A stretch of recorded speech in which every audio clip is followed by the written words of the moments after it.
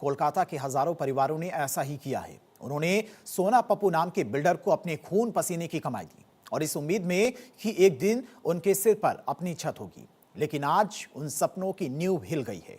आज सुबह जब कोलकाता सोया हुआ था, तब प्रवर्तन निदेशालय यानी कि ईडी की टीम ने सोना पप्पू के ठिकानों पर दस्तक दी। इस खबर के जरिए हम समझेंगे कि कैसे फ्लैट के नाम पर जमा करोड़ों रुपए मनी लॉन्ड्रिंग की भेंट चढ़ गए हैं। कोलकाता के पॉश इलाके में आज हलचल तेज है। ईडी की टीम सिर्फ सोना पप्पू के घर पर ही नहीं, बल्कि उनसे जुड़ी कंपनियों के दफ्तरों पर भी छापेमारी कर रही है। आरोप गंभीर हैं। ग्राहकों के लिए गए पैसे का गबन, फर्जी निवेश और करोड़ों की हेराफेरी। ऑपरेशन सोना पप्पू ईडी की रडार पर क्या?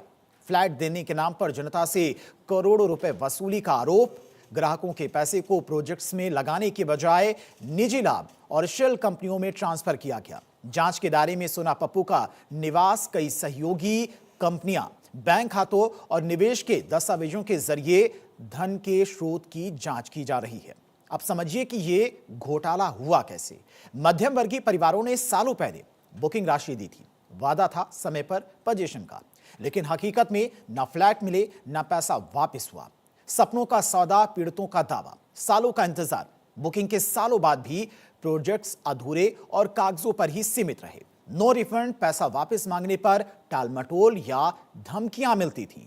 फर्जी कंपनियां, ईडी को इनपुट मिले हैं कि पैसा अन्य बड़े नामों और फर्जी संस्थाओं में भेजा गया। इस छापेमारी का मुख्य उद्देश्य है सबूतों का जाल। ईडी अब उन बैंक ट्रांजैक्शंस को डिकोड कर रही है जिनसे यह पता चल सके कि आम आदमी का पैसा आखिर किस ब्लैक होल में गया। सूत्रों की माने तो इस जांच में कुछ और बड़े रसूखदार नाम आ सकते हैं। रियल एस्टेट में ऐसे घोटाले सिर्फ आर्थिक अपराध नहीं, बल्कि ये आम आदमी के भरोसे का कत्ल है। ईडी की यह कार्रवाई संकेत है कि अब सपनों के सौदागरों को हिसाब देना होगा। फिलहाल छापेमारी जारी है, जल्द ही बड़े खुलासे होने की उम्मीद है।